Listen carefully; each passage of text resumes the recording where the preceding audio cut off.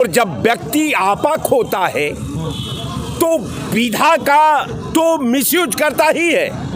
वो राष्ट्र का नुकसान करता है, वो देश का कानून व्यवस्था का नुकसान करता है, वो देश का सिस्टम का नुकसान करता है। तो ऐसे विधा जो एक वर्तमान सरकार का दूसरे दल के नेताओं को भ्रष्टाचार का आरोप थोप देना, एक मैं आपके चैनल पर बड़ी जिम्मेवारी से कहता हूँ कि पूरे एक कोई सांसद, इसका विधायक, इसका अधिकारी, कोई भी एक आदमी का नाम देश के अंदर बता दे कि इसने अपने अमुक देश का, अमुक प्रदेश का एक विधायक का जांच कराया भ्रष्टाचार में? नहीं कराया। तमाम लोगों पर आरोप लगते रहे, यहाँ तक कि प्रधानमंत्री पर आरोप लगता रहा, लेकिन जांच नहीं हुई। वहाँ ईडी और सीबीआई नहीं जा गई। यहाँ केवल जासूसी करके ये प्रधानमंत्री जो मालिक है, ये केवल विरोधी दल के नेताओं को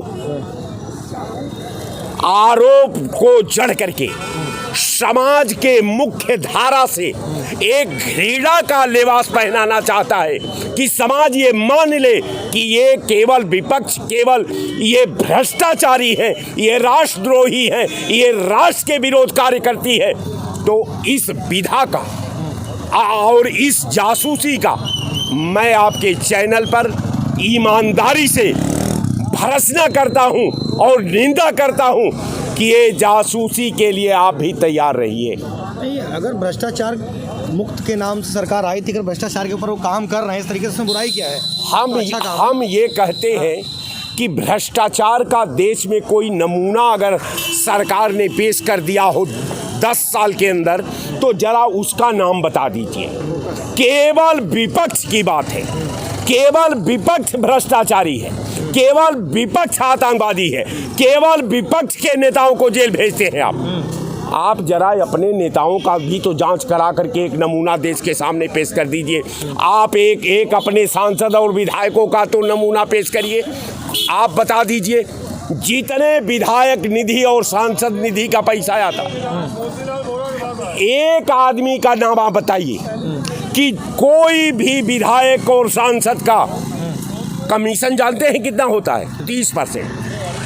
30% अगर वो विधायक लेगा तो आपको फंड रिलीज करेगा, 30% अगर सांसद लेगा तो आपको ये करेगा, लेकिन आप जांच नहीं कराएंगे। ऑन कैमरा खुलेआम भ्रष्टाचार का आरोप। बिल्कुल, भ्रष्टाचार का मैं आरोप नहीं लगा रहा हूं, भ्रष्टाचार का नमूना पेश करके सिद्ध कर दूंगा कि यहाँ भ्रष्टाचार है।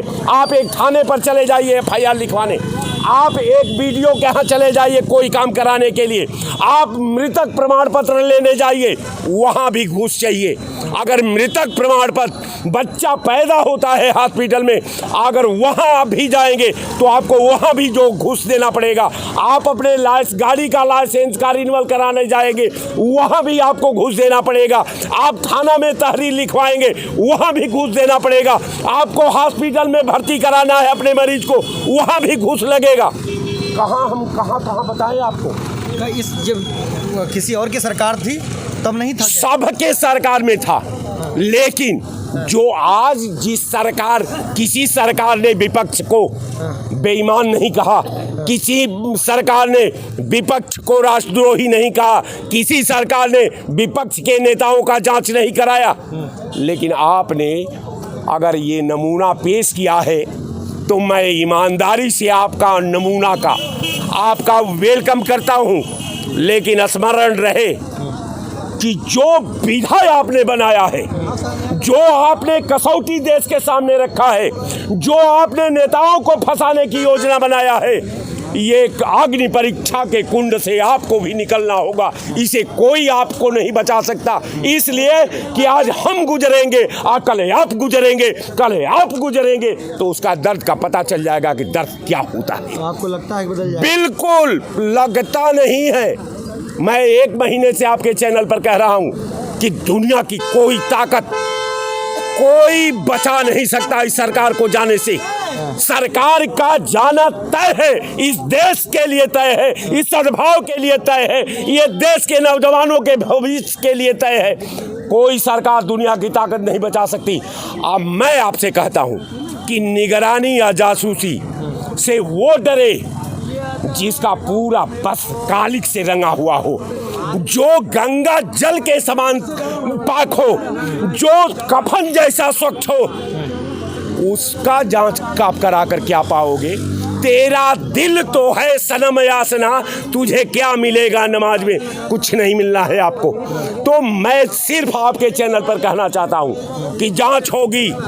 ये को नहीं, ये 1000 जासूसी लगवा ले, कोई नेता नहीं फंसने वाला है। केवल वही नेता फंसेंगे जो काम ये कमाऊ प्राइवेट लिमिटेड कंपनी के नेता होंगे, जिनको ठेकेदारी करना होगा, जिनको व्यवसाय करना होगा, जिनको उद्योग चलाना होगा। नेता नेता होता है, वो व्यवसायी नहीं होता, वो उद्योगपति नहीं होता, वो अपराधी नहीं होता। उसे आप कहाँ से फंसा लोगे? कोई नहीं उसे मिटा सकता। तो आपको लगता है खाली विपक्ष पे ही कार्यवाही हो रही है? बिल्कुल लगता नहीं है, यही है। मैं तो आपसे पूछता हूँ, आजम खां के साथ जो कार्यवाही हुई गलत हुई आपके? नहीं, आपको समझ में आ रहा है? आपको समझ में नहीं आ रहा है कि उनके खिलाफ कार्रवाई जो हुई वो सही नहीं है? बताइए ना। मैं तो कह रहा हूँ उनकी पार्टी के नेता खड़े उनके साथ। उनके पार्टी के नेता, अब उनको उस नेताओं के बारे में तो हम नहीं कह सकते, क्योंकि सपा का मैं नेता नहीं हूँ। लेकिन एक नेता होने के नाते, एक पॉलिटिकल व्यक्ति होने के नाते, जो व्यवहार उसके साथ हुआ, राजा को राजा के साथ वही व्यवहार करना चाहिए जो एक राजा दूसरे राजा के साथ करता है। जो ये व्यवहार हुआ है ये काफी गंभीर और आपत्तिजनक है, इसकी भर्त्सना मैं करता हूं। और जो आजम खां के साथ हुआ है, अब मैं नहीं जानता कि सपा की क्या मजबूरी है, सपा के नेताओं की क्या मजबूरी है। जो नेता अपने कार्यकर्ता और कैडर का रक्षा नहीं कर सकता, उस दल को लानत है, उस नेता को लानत है। वो नेता को राजनीति से हट जाना चाहिए।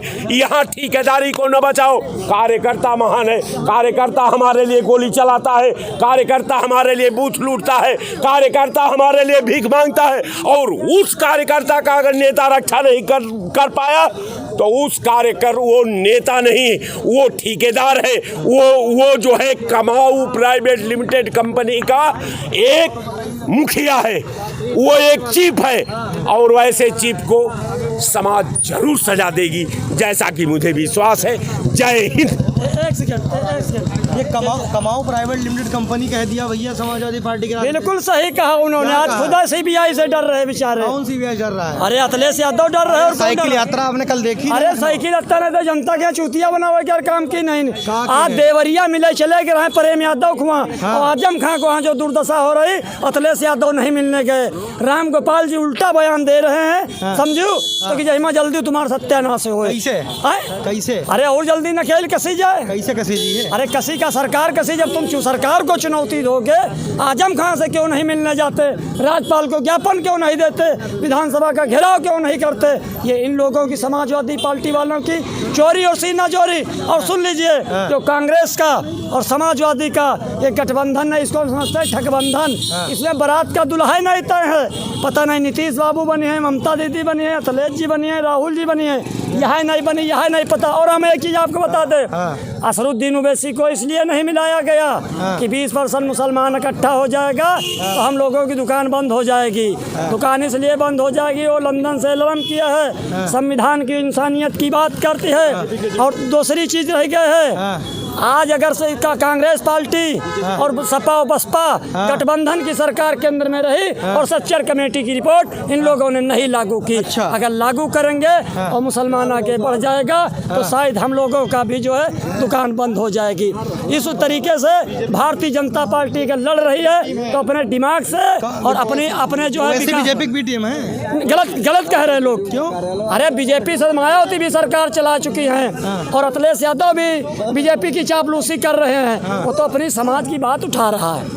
उसने कहा था चैनल पर कि आप कहाँ आजम खां हैं, क्यों नहीं अखिलेश जी धरना दे रहे हो, क्यों नहीं रोड पे निकाल रहे हो, तो जो साइकिल यात्रा निकाल रहे हो अखिलेश यादव जी, ये मुलायम सिंह की खुशी में निकाल रहे, उनके आजम खां की जल्दी तुम्हारी विनाश हो। और इससे मुसलमान को अलर्ट रहने की ज़रूरत है। और रह गया, भारतीय जनता पार्टी ने 4 मुसलमानों को एमएलसी बनाया है। अच्छा। वो तारीख मंसूर पाला बदल लिया होगा? नहीं, पाला हमने नहीं बदला है। पाला कब बिकने वाले मुसलमान नहीं, बिकने वाले नहीं। ये एक बात हम आपको बता दें, क्या नहीं मुसलमानों ने दिया, सऊदीया की रास्ता अटल बिहारी वाजपेयी ने खुलवाई थी। अच्छा। जो आप तमाम लोग जो है करे जाते हैं, तो इस तरीके के जो हालात चल रहे हैं, ये लोग जो हालात चल रहे हैं, जो अच्छा, इन लोगों से ले लीजिए। लोगों का कहना है कि जो अखिलेश यादव जी की पार्टी है, समाजवादी पार्टी, वो बिजनेस प्राइवेट लिमिटेड पार्टी बन चुकी है। ये कहना है, अपने नेताओं के साथ, अपने कार्यकर्ताओं के साथ खड़ी नहीं होती है। आजम खां मामले पर नहीं बोली। ये कैसे खड़ी होगी? मुलायम सिंह जी नेताजी थे और अखिलेश जी भैया जी हैं। अच्छा। तो भैया जी किसी के साथ खड़े नहीं होंगे। जहाँ इनका प्रॉफिट होगा वहाँ खड़े होंगे। अच्छा। मुलायम सिंह जी, मैं मुलायम सिंह जी का कमांडो रहा हूँ जी। मुलायम सिंह जी नेताजी थे, सेकेंड सुभाष चंद्र बोस थे जी। लेकिन अखिलेश जी जो हैं नेताजी नहीं हैं, भैया जी। और ये पार्टी के नेता नहीं हैं। ये भैया जी हैं और भाभी जी हैं। डिम्पल भाभी, अखिलेश भैया, भैया और भाभी घर चलाती हैं। पार्टी चलाने के लिए नेता चाहिए। ठीक है, तो हम यही कहना चाहेंगे अखिलेश जी से कि अगर पार्टी चलाना है, ये प्राइवेट लिमिटेड इनकी कंपनी है। जो सपा है समाजवादी पार्टी, समाजवादी पार्टी ही नहीं, जो भी जातिवादी पार्टियां हैं, परिवारवादी, जो भी जातिवादी पार्टियां हैं, वो केवल जाति के नाम पे अपना विकास करती हैं। और ये प्राइवेट लिमिटेड कंपनियां हैं। ये बताइए, जैसे कंपनी का सीईओ होता है, वैसे इनके राष्ट्रीय अध्यक्ष हैं। अखिलेश जी के खिलाफ कोई बोल सकता है क्या? समाजवादी पार्टी में अखिलेश जी के खिलाफ उनके मतलब उनका कोई भी निर्णय कोई विरोध कर सकता है क्या?